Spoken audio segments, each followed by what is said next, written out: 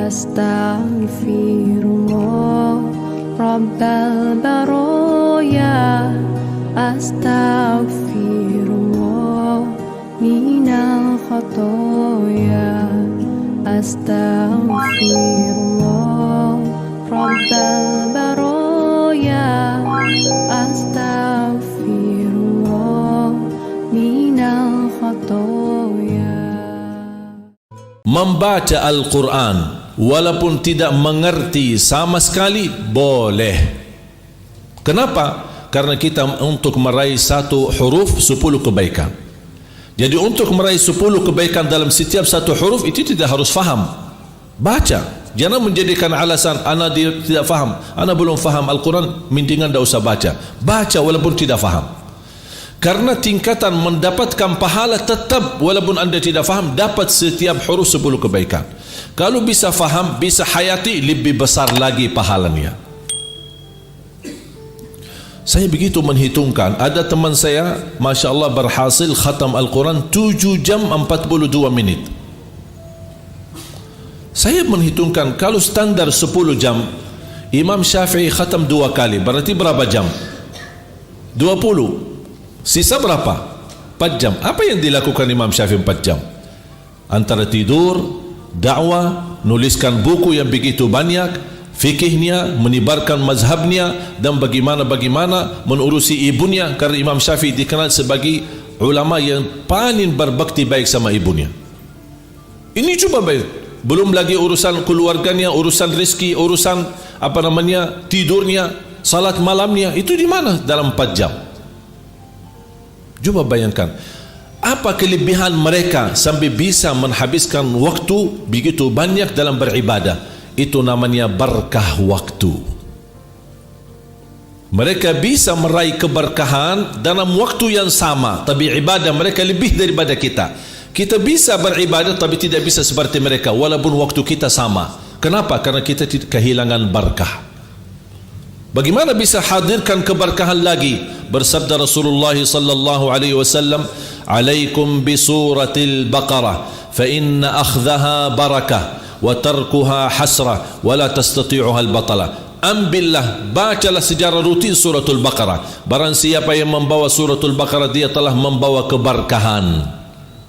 Ini kembali barkah. Barkah rezeki, barkah keluarga, barkah rumah, barkah kesehatan, barkah umur, barkah beribadah, barkah beraktivitas. Al-Baqarah. Jangankan suratul Baqarah, satu ayat sebagaimana diriwayatkan Imam Nasai, man qara ayat al-kursi dubura kulli salatin laysa bainahu wa bainal jannati illa an yamut. Barang siapa yang membaca ayat al-kursi setiap habis salat fardu, jaminan masuk surga. Yang menghalanginya menunggu mati. Ini satu ayat menjaminkan masuk surga. Gimana suratul Baqarah seluruhnya? Gimana lagi 30 juz? Al-baitul ladzi tuqra'u fihi suratul Baqarah yafirru syaitanu minh. Rumah yang di dalamnya dibacakan suratul Baqarah, syaitan lari. Sering berantem di dalam rumah, masalah istri suami, masalah urusan anak bawel, tidak bisa diam karena kehilangan berkah di dalam rumah. Coba sering rutin baca suratul Baqarah dalam rumah, insya-Allah Allah ganti menjadi tenang rumahnya. Tidak ada syaitan di dalam rumah yang dibacakan suratul Baqarah. Kalau syaitan tidak ada, pasti malaikat yang hadir. Kalau malaikat hadir, berarti rumah kita rahmah, sakinah, mawaddah, dan tidak jauh dari keberkahan. Jemaah sekalian yang dimuliakan Allah Subhanahu wa taala, fantasnya setiap muslim memiliki wirid baca Quran. A'zamu dzikir, afdalu dzikir, afdalu du'a. A'zamu dzikir Al-Quran. Inna nahnu nazzalna dzikra wa inna lahu lahafidhun. Zikir yang paling agung Quran. Zikir yang paling afdal la ilaha illallah. Doa yang paling afdal alhamdulillahi rabbil alamin. Rasulullah SAW bersabda, afdalu dzikri la ilaha illallah wa afdalu du'a alhamdulillahi rabbil alamin. Saya selalu berkata bagi jamaah awam yang tidak bisa berdoa, tidak hafal pujian-pujian yang dipanjatkan kepada Allah, dia tidak hafal kata-kata yang terindah yang saya ingin bawa untuk memuji Allah.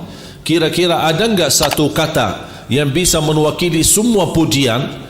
Karena saya kemampuannya terbatas, saya tidak faham, orang awam, saya tidak banyak belajar, ingin saya memuji Allah dengan berkalimat-kalimat yang indah, dengan asma'ul husna, dengan kalimat-kalimat yang tersempurna. Tapi saya orang awam, saya tidak hafal asma'ul husna, saya tidak bisa memuji Allah dengan kalimat-kalimat yang indah karena saya tidak hafal atau saya belum belajar. Ada enggak satu kata yang bisa mewakili semua pujian? Ada. Alhamdulillahi Rabbil Alamin. Segala puji bagi Allah. Ulama berkata, ulama bahasa, alif lam mim alhamdu al lil istighraq. Apa makna lil istighraq? Menyertai dan menyeluruh seluruh kata-kata yang terindah untuk memuji Allah. Alhamdulillahi Rabbil Alamin. Apalagi kalau ucapan alhamdulillah itu bisa diucapkan saat menghadapi musibah. Jauh lebih indah. Kalau pas lagi senang, alhamdulillah, enak, mudah. Ada berita gembira, alhamdulillah. Lagi senang, alhamdulillah. Habis makan, alhamdulillah. Tapi coba saat kena musibah, mampu enggak ucapan alhamdulillah? Di situ ujiannya. Kena musibah, alhamdulillah. Bahkan sebelum mengucapkan inna lillahi wa inna ilaihi raji'un, dianjurkan untuk ucapkan alhamdulillah dulu. Ada berita ada orang wafat, meninggal, guru kita, orang tua kita, saudara kita, alhamdulillah. Inna lillahi wa inna ilaihi raji'un. Ketika ditimpa musibah, Allah Subhanahu wa taala bertanya kepada malaikat, "Ma qala 'abdi?" Apa yang diucapkan hambaku setelah aku timpa musibah kematian? Keluarganya, saudaranya, sahabatnya, gurunya. Kata malaikat, "Hamadaka wastarja'." Dia mengucapkan alhamdulillah, inna lillahi wa inna ilaihi raji'un. Hamadaka wastarja. Qala Allah, ibnu li 'abdi baitan fil jannah wa sammuhu baital hamd. Bangunlah di dalam rumah, di dalam surga, rumah, dan berikan nama rumah itu rumah alhamdu. Ini khusus untuk yang mampu mengucapkan alhamdulillah saat musibah. Beberapa waktu lalu saya keluar dari musalla habis salat subuh. Hilang mobil saya. Saya kira mungkin ada orang ambil karena di dekat kantor yayasan, mungkin ada supir atau siapa yang pindahkan mobil atau apa. Terus keamanan datang, dia bilang dari segi CCTV mobilnya dicuri, maling, dibawa. Habis saya sudah meyakini mobil saya hilang, alhamdulillah, inna lillahi wa inna ilaihi raji'un. Dan difikirkan yang lain. Alhamdulillah, biasakan diri ucapkan alhamdulillah. Wallahi jamaah sekalian, tak sampai 1 bulan Allah ganti 2 mobil baru, dan mobil yang hilang kembali lagi. Makanya begitu saya terima, yang hilang Innova, yang diganti 2 mobil Honda, CR-V sama BR-V. Ketika balik lagi mobil saya yang Innova, subhanallah, jadi 3 mobil. Saya merasa malu sama Allah. Hanya jangan ucapan alhamdulillah Allah balas begitu banyak. Makanya saya kembali, ya Allah, saksikan semua wakaf. 3 mobil wakafkan lillahi ta'ala. Apa yang kita mampu, apa yang kita bisa, wallahi Allah lebih baik, Allah lebih mulia. Apapun kemuliaan yang kita bagikan, Allah akan membalas yang lebih besar.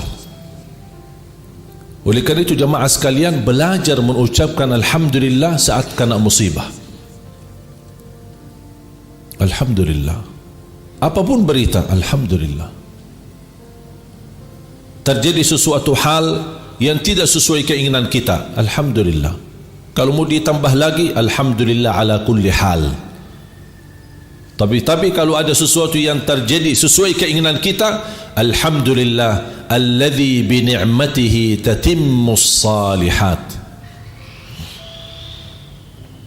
Indah semua ajaran Nabi Muhammad sallallahu alaihi wasallam.